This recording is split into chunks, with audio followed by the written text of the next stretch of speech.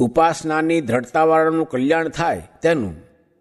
સ્વામિનારાયણ હરે સંવત 1877 ફાગણવદી 9મીને દિવસ રાત્રિને સમયે શ્રીજી મહારાજ ગામ શ્રી પંચાળા મધ્યે ઝીણાભાઈના દરબારમાં ઓટા ઉપર ઢૂલિયો ઢળાવીને વિરાજમાન હતા ને મસ્તક ઉપર ધોળો ફેટો બાંધ્યો હતો ને ધોળે અંગરખે સહિત ગરમ પોસ્તની રાતી ડગલી પહેરી હતી ને ધોળો ખેસ પહેર્યો હતો ને ધોળી પછેડી ઓઢી હતી ને પોતાના મુખારવિંદની આગળ પરમહંસ તથા દેશ દેશના હરિભક્તની સભા ભરાઈને બેઠી હતી.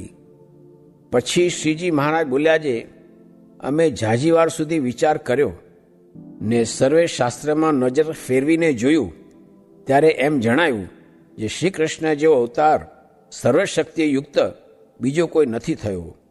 કેમ છે બીજી જે સર્વે પોતાની અનંત મૂર્તિઓ ભિન્ન ભિન્નપણે રહી છે તે સર્વેનો ભાવ શ્રી કૃષ્ણ ભગવાને પોતાની વિશે દેખાડ્યો.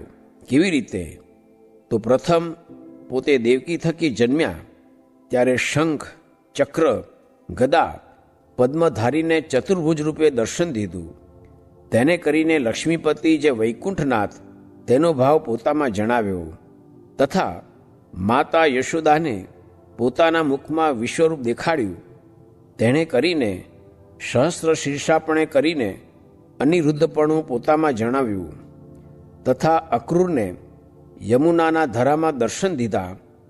તેને કરીને શેષશાહીપણું જણાવ્યું તથા અર્જુનને રણસંગ્રામમાં વિશ્વરૂપ દેખાડ્યું જે પશ્ય મે પાર્થ રૂપાણી શતોર્થ સહસ્રશ એવી રીતે અનંત બ્રહ્માંડ દેખાડીને પુરુષોત્તમપણું જણાવ્યું તથા પોતે શ્રી કૃષ્ણે કહ્યું છે યસ્માત અક્ષરમ અતીતોહમ અક્ષરાદપી ચોત્તમ અતોસ્મી લોકે વેદે ચ પ્રથિત પુરુષોત્તમ. એવી રીતે પોતે પોતાનું પુરુષોત્તમપણું જણાવ્યું તથા ગોલોકવાસી જે રાધિકા સહિત શ્રી કૃષ્ણ તે તો પોતે જ હતા. અને બ્રાહ્મણના બાળકને લેવા ગયા ત્યારે અર્જુનને પોતાનું ભૂમા પુરુષ રૂપે દર્શન કરાવ્યું તથા શ્વેતદ્વીપવાસી વાસુદેવ તેણે તો પોતે જ એ અવતાર ધર્યો હતો.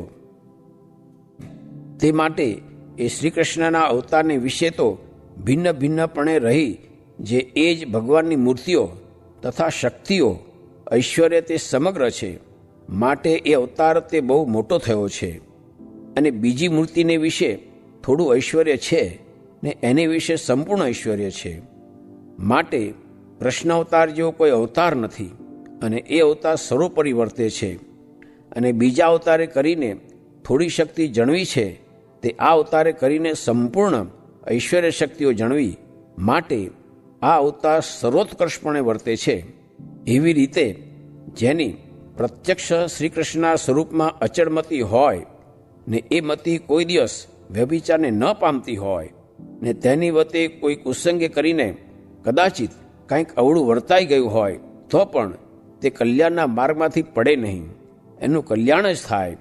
માટે તમે સર્વે પરમહંસ હરિભક્ત છો તે પણ એવી રીતે જો ઉપાસનાની દ્રઢતા ભગવાનની વિશે રાખશો તો કદાચિત કંઈક અવળું વર્તાઈ જશે તો પણ અંતે કલ્યાણ થશે.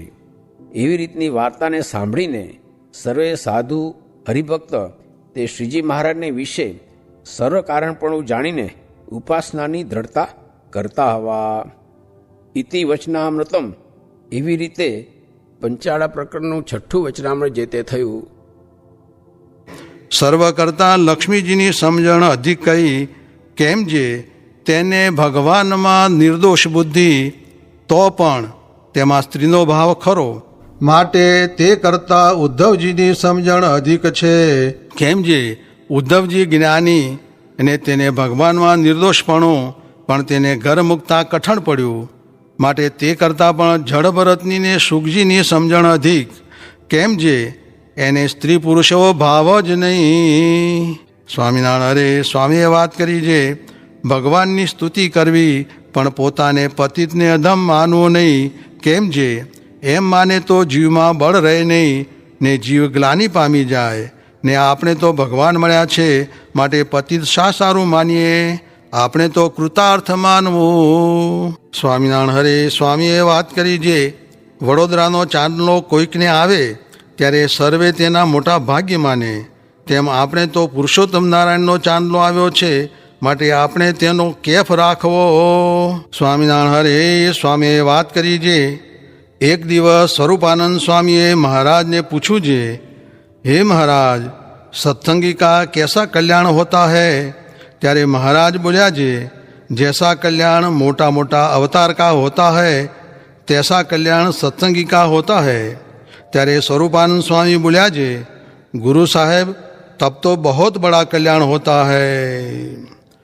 સ્વામિનારાયણ રે સ્વામીએ વાત કરી છે, મહારાજનો ને મોટા સાધુનો જે રદગદ અભિપ્રાય જાણવો તે તો બહુ જ કઠણ છે.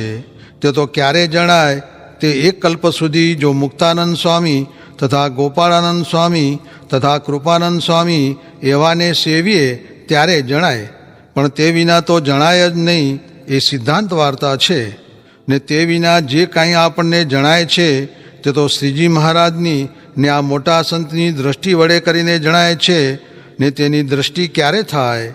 તો દ્રઢ ધર્મ હોય તથા આત્મા પરમાત્માનું અતિ દ્રઢ જ્ઞાન હોય તથા પંચ વિષયમાં અતિશય દ્રઢ વૈરાગ્ય હોય તથા પુરુષોત્તમ ભગવાનની મહાત્મ્ય જ્ઞાને સહિત અનન્ય ભક્તિ હોય, તેને માથે દ્રષ્ટિ થાય છે. પણ દેહાભિમાની માથે દ્રષ્ટિ થતી નથી. ને તે વિના કાંઈ દ્રષ્ટિ જેવું જણાય છે તે અંતે નહીં જ રહે, એમાં કાંઈ સંશય નથી. સ્વામિનારાયણ હરે સ્વામીએ વાત કરી છે, ગરીબને કલ્પાવશે તે ભગવાન ખમી નહીં શકે. કેમ જે ગર્વગંજન ભગવાન છે તે ગમે તે દ્વારે પ્રગટ થઈને ગર્વને ટાળશે. એ વાત વિસ્તારે કરીને બોલ્યા છે, આપણે તો પ્રભુ ભજી લેવા, કાંઈ ચિંતા રાખવી નહીં. અને જે ધીરજવાન પુરુષ છે તેને દુર્જન કિમ કરીષ્યતિ, એમ કહીને વળી બોલ્યા છે, કોઈ દિવસ લંબકર્ણની જય થઈ નથી ને થાશે પણ નહીં. કેમ જે કામ ક્રોધાદિકે મારી મૂક્યા છે, માટે જેનું કામે કાપી લીધું નાક, લોભે લઈ લાજ લીધી રે, જેને જીભે રોળી કર્યો રાંક, માને તો ફજેતી કીધી રે. અને બીજા તો જેમ મોર કળા પૂરે ને પૂંછડું ઉઘાડું થાય એવા છે. ને એવાનો સંગ તો જેમ આંબેથી ઉઠીને બાવળીએ બેસવું એવો છે. કાઉ કણ ખૂટે વાંદરા બીડ ખાવો એવા પુરુષ છે. માટે દેખી ઉપરનો આટાટોપ રખે મને મોટા માનો રે, એ તો ફોકટ ફૂલ્યો છે ફોક, સમજો એ સંત શાનો રે. એમ કહીને બોલ્યા છે, આજ તો આપણને અલભ્ય લાભ મળ્યો છે એમ જાણવું. માટે જેને મરીને પામવા હતા તે તો દેહ છતાં જ મળ્યા છે, પણ મરીને પામવું એમ નથી. તે મહારાજે કહ્યું છે જે, દેહ ધર્યાનું નિમિત્ત તો નથી, પણ કોઈક કારણ ઉત્પન્ન કરીને આ સંતના મધ્યમાં જન્મ ધરવો એમ જ ઈચ્છીએ છીએ. તે એ તો આપણને શીખ્યું, પણ એવો દેહ તો આપણે જ ધર્યો છે, માટે સમાગમ કરી લેવો. સ્વામિનારાયણ સ્વામીએ વાત કરી છે, એક તો પતિનો ગર્ભ ને એક તો પરપુરુષનો ગર્ભ, તેમાં ફેર છે. તેમ ભગવાનનું બળ ને સાધનનું બળ તેમાં ભેદ છે, એમ મહારાજે કહ્યું છે. સ્વામિનારાયણ હરે સ્વામીએ વાત કરી છે, અંતઃકરણ શેખ ચલ્લીના ખોરડા જેવું ન રાખવું. એક ભગવાન રૂપી જ થાંભલો રાખવો, પણ ઘણા ટેકા રાખવા નહીં. ને કલ્યાણને અર્થે આશરો ને હેત બે જ છે. ને આજ્ઞા તથા નિયમ પાળે છે તે જ આત્મનિષ્ઠ છે. ને નિયમ નથી પાળતો તેને આત્મનિષ્ઠ સમજવો નહીં. સ્વામિનારાયણ હરે સ્વામીએ વાત કરી છે, એક જણે પ્રશ્ન પૂછ્યો છે, ઠેઠ મહારાજ પાસે ને તમારી પાસે કેમ આવાય? ત્યારે સ્વામી કહે, મહારાજને પુરુષોત્તમ જાણે ને ભગવાનની આજ્ઞા પાળે તો અવાય. સ્વામિનારાયણ હરે સ્વામીએ વાત કરી છે, અગતરાયના પર્વતભાઈને શ્રીજી મહારાજની મૂર્તિ તો ત્રણેય અવસ્થામાં અખંડ દેખાતી હતી, તો પણ એમ સંકલ્પ થયો છે, બીજા ભગવાનના અવતારના સ્વરૂપ કેવા હશે? ત્યારે તે સંકલ્પ માત્રે તે 24 ભગવાનની મૂર્તિઓ પર્વતભાઈ આગળ આવીને ઊભી રહી. ને પછી પર્વતભાઈએ દર્શન કર્યા. પછી તે 24 અવતારના સ્વરૂપ શ્રીજી મહારાજની સ્તુતિ કરતે સતે શ્રીજી મહારાજની મૂર્તિમાં લીન થતા હવા એવી રીતે શ્રીજી મહારાજ પર્વતભાઈને પોતાનો અલૌકિક પ્રતાપ દેખાડતા હવા.